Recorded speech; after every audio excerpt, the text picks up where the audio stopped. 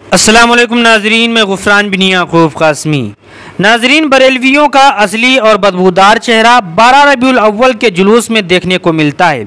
चाहे इनकी आवाम हो या उलमा हो, सब एक स्टेज पर खड़े होकर डांस करते हैं।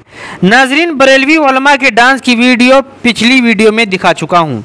ये वीडियो जो इस वक्त आप अपनी स्क्रीन पर देख रहे हैं, सोशल मीडिया पर काफ़ी तेज़ी से वायरल है, जिसमें देखा जा सकता है कि 12 रबीउल अव्वल को मस्जिद के सामने स्टेज सजाया गया। मस्जिद के सामने ये बरेलवी डांस कर रहे हैं। क़यामत खुद बताएगी क़यामत क्यों ज़रूरी है।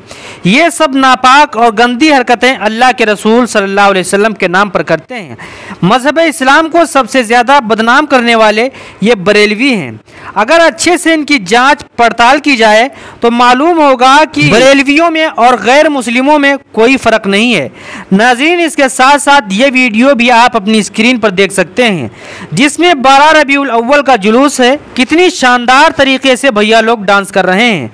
तकलीफ़ इससे नहीं कि ये डांस कर रहे हैं, तकलीफ़ इस बात से होती है कि ये गंदी हरकत अल्लाह के रसूल सल्लल्लाहु अलैहि वसल्लम के नाम पर करते हैं और डांस करने को, नाचने को इश्क़ के रसूल समझते हैं।